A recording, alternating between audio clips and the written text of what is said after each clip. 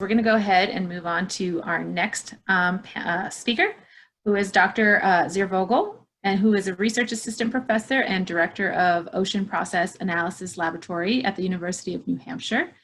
He graduated in 2000 from Rostock University, Germany, with a PhD in marine biology, and he came to the US in 2005 on a postdoctoral fellowship from the German Science Foundation to work on microbial processes associated with marine snow at the University of North Carolina, Chapel Hill. At UNC, he came involved in post-oil spill research through the Gomery-funded research consortium ECOGIG, and he stayed at UNC until 2015 when he moved to the University of New Hampshire.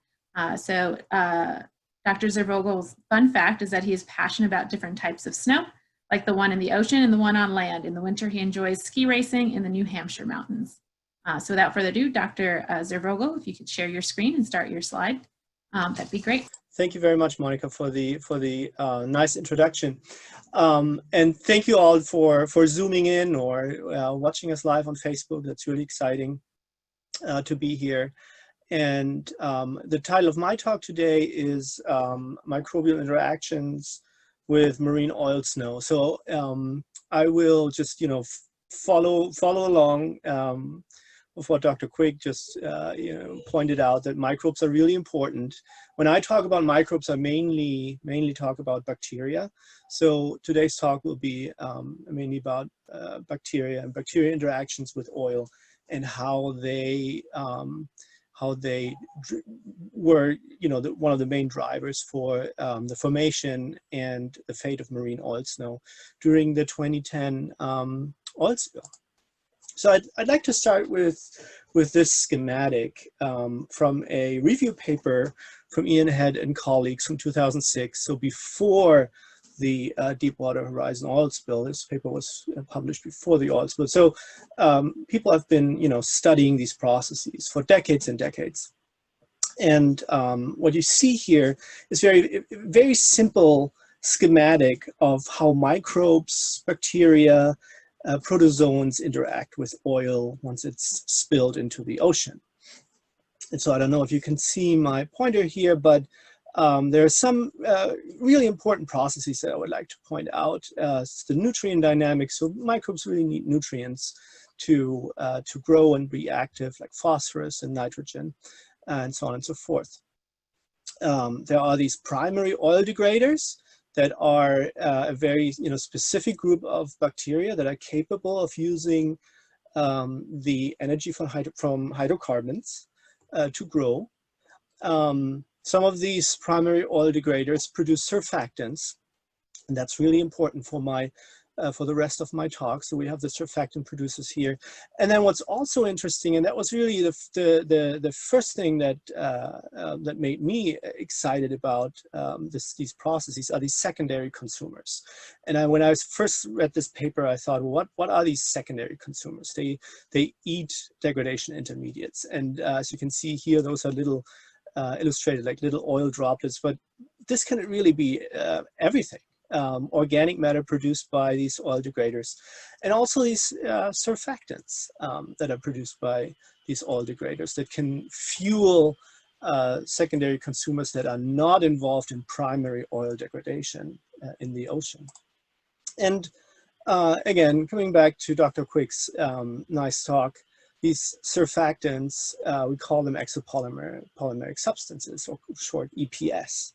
And I just wanted to put up this slide here for everyone so we're all on the same page, that we understand what these exopolymers really do. They have an affinity, chemically speaking, they have an affinity for oil and water. And you can see this, I think this is a really nice schematic here. The EPS with the green hydrophilic heads, so affinity to water, that dissolves in water, and then the hydrophobic tail that has an affinity to the hydrophobic oil droplet, really.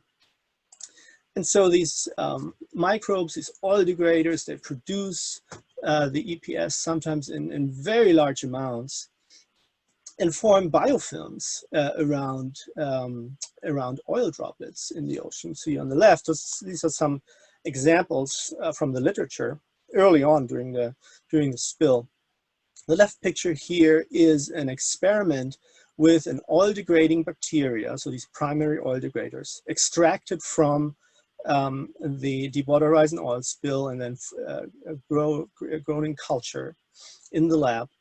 And these bacteria were photographed under the microscope in the presence of oil droplets. So these red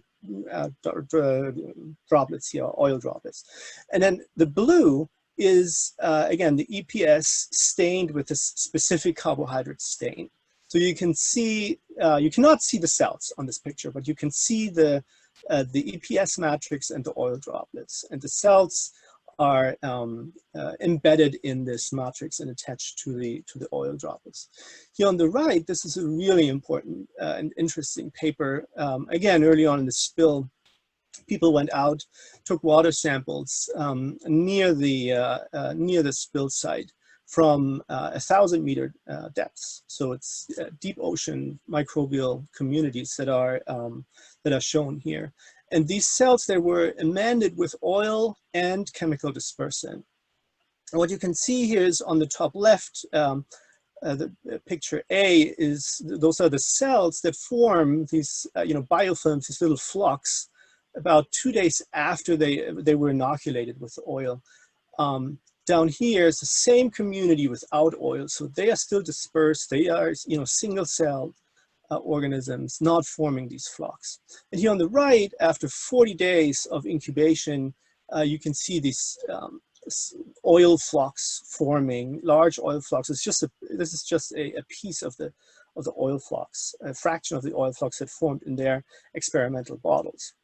So again, we realized early on that also in the Gulf of Mexico during the Deepwater Horizon spill, these microbes that are out there in high abundance, they form these flocks aggregates. Very important to note is that these microbial flocks do not sink. They are suspended in the water. They are microscopic microbial flocks, basically biomass, this EPS matrix, and the oil. What we wanted to find out was if these microbial flocks are really precursors for the sinking marine oil snow. And for that, we went out during the spill, took water samples with very high sophisticated sampling material. Here, sampling equipment here, it's a dirty bucket thrown over the side of the boat to get to sample the oil slick near the spill site. And we came back to the lab and set up bottle experiments like we always do if we study marine snow in the presence or absence of oil in the lab. And what we found was really interesting that, earlier we said that you have to look under the microscope and use dyes to see these EPS matrix to make it visible. Here, I was so surprised to actually see with my naked eye that the microbes that were attached with the surface oil slick, this is a view into the bottle here on the left. You see the oil on top. You can see this gooey stuff growing out of, I always say it's growing out of the slick. And this is the EPS that is produced by the microbes attached to this oil slick. And further on into the experiment, these EPS matrix, these microbial flocks, they grew into these sinking marine oil snow particles in my bottles. You can see here at the end of the experiment, these aggregates sank to the bottom of the bottle. I looked a little closer under the microscope, and we found planktonic cells and mineral particles that were all, originally suspended in the whole water, now associated with these sinking flocks. So coming back to this idea, microbial flocks form first around oil, and then they need ballast material to actually increase their density and then sink to the bottom of the experimental bottle or the ocean, like we observed in the Northern Gulf of Mexico. We were also interested in the microbial community that was attached to these experimentally formed marine oil snow particles. And we found a highly diverse community that was interesting. There were surfactant producing bacteria. They were these, primary oil degrading bacteria, and also the secondary consumers that we usually don't connect with oil degradation. They are capable of degrading a lot of different, highly diverse organic matter substrates, including the EPS, the biosurfactant that is produced by these oil degraders. And this is going to be an important concept for the rest of my talk, because what we've established so far with these early studies is that the marine oil snow forms at the surface. But what about the fate? How does once it starts sinking, what happens to these particles? Again, this is important. We need to know, we need to understand how much oil snow forms at the surface and how much makes it all the way down to the bottom of the ocean in order to assess the impact on the pristine benthic, on pristine benthic communities and benthic environments in the northern Gulf of Mexico. So I looked at two major processes that we know from the literature affect the fate of sinking organic matter in the ocean. First one is microbial decomposition. So the microbes that are attached to the sinking snow are eating up their own house, basically, or their own boat, in which they go down into the deep ocean. And then there's also fragmentation, physical fragmentation going on due to mixing in the water column. And we were studying both of these processes under controlled laboratory conditions. The first one is the microbial decomposition, and the concept here is that microbes, heterotrophic microbes that break down organic matter, including EPS, that holds together the sinking marine snow, they produce enzymes, hydrolytic enzymes, illustrated here with these scissors, in order to break up the polymers into smaller pieces, small enough for them to take up fractions of these polymers into the cell and use it as an energy source. And now experimentally, how do you measure these processes? We came in my old lab at the University of North Carolina. My former PI came up with a method to fluorescently label these polymers with specific labels that you can detect in a fluorometer pretty easily. And so these polymers are labeled, and then we can follow the changes in sizes of these polymers, molecular sizes, over time, and also the incorporation into the cells. But I will mainly talk about the extracellular processes, so how much of these polymers are broken down through these hydrolytic enzymes. And so we took the marine oil snow from our experiment and incubated that with these fluorescently labeled substrates and measured potential hydrolysis rates in these under these experimental conditions. And we found, you can see here on this slide, we found substantially higher rates of potential EPS hydrolysis in the aggregates compared to the ambient bottled water. So this is the water from the bottles without visual aggregates, but it still had microbial cells in it. Most of the cells that we had in our whole water, they partitioned into the sinking aggregates, but there was a significant fraction of free living cells in the water. So you can see these differences here, orders of magnitude, or 1 order of magnitude higher hydrolysis rates in the oil snow. However, if you compare that to hydrolysis rates in marine snow without oil, and this is a study that we conducted in the Gulf of Mexico before the oil spill happened, we were really surprised to find out that the uncontaminated marine snow, had much higher potential EPS hydrolysis rates compared to the marine oil snow. again, that was surprising because the associated community with respect to abundance was very similar. So same amount of bacteria, but somewhat higher EPS hydrolysis rates in the oil snow. So to wrap this part up, what I would argue is that if you compare marine oil snow and marine snow with respect to the microbial breakdown of the EPS, again, I would argue that the marine snow would be more affected by microbial decomposition during sinking in the water column compared to the oil snow. Moving on to the second part, the fragmentation part. For that, we wanted to understand how physical breakup of marine oil snow affects the fate of these oily particles in the water column.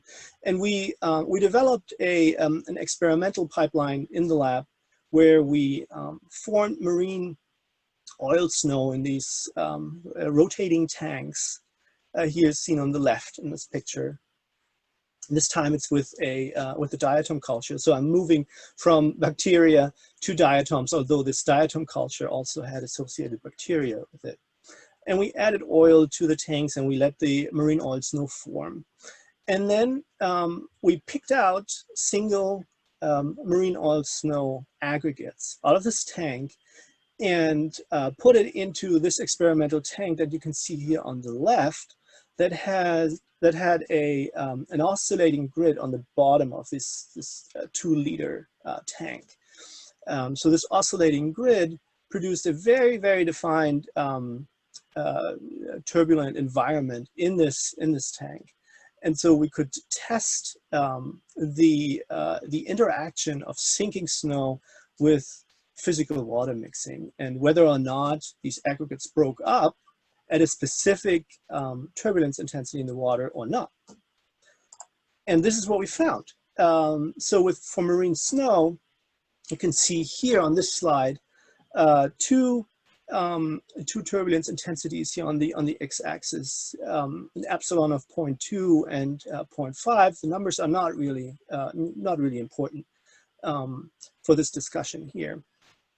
So what I'm showing here is the marine snow. That was our control experiment, no oil. We found that 17% of the snow particles, we tested about 40 to 50 separate snow particles. Again, 70% of the snow particles fragmented at the lower turbulence intensity. We increased the turbulence intensity to 0.5, and we found that over 50%, so to be precise, 63% of the snow particles fragmented. Now moving on to the marine oil snow, that were very similar in size, only had the oil particles incorporated. You can see here on this picture very nicely the black dots. Those are the oil particles.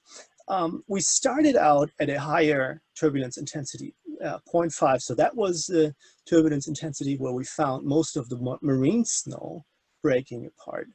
But here for the oil snow, only 17% fragmented. And we had to double the turbulence intensity. This is an insanely high turbulence in the water, but we had to double it in order to break up even only 42% of the snow with incorporated oil under those laboratory conditions. So that was really important and interesting, and we're now saying that marine oil snow, if you think about the physical strength of the snow, that if oil is incorporated in the snow, it makes it stronger, physically stronger than the snow that doesn't have oil in it. And the idea here is that the oil, you can see that on the schematic on the left, again, marine snow, no oil. You have the diatom cells embedded in this matrix of EPS. And on the right, again, diatom cells, EPS, but with oil. So the black dots, they stand for these little oil droplets. And these oil droplets, they lower the porosity of the snow and thus makes it more stable with respect to physical interactions in the water. So coming back to my slide here with what happens to snow once it sinks through the water. And again, you know, fragmentation was higher for the snow without oil compared to the snow with oil. So both of these processes that we tested, microbial decomposition and fragmentation, they appear to be more important and more intense for sinking snow without oil, which to me explains the large extent of the MOSFA event during the Deepwater Horizon oil spill. So if we you know, take this on this level, can say that low attenuation of the sinking oil snow determines the flux of sinking oil to the deep ocean. Would like to end with some answers to questions about marine oil snow that we often hear and that I've you know, covered in my talk. First one is, what is the role of marine oil snow as an oil transport mechanism? As I just pointed out, I would say it's highly effective, a highly effective transport vehicle. And you can see here some pictures of sediment and deep ocean corals in the northern Gulf of Mexico, in the area where the snow, oil snow fallout happened. And Dr. Daly will tell you more about in the next talk about the field observations in the area that were affected. And last but not least, what about the interactions of microbes, dispersants, oil, and marine snow?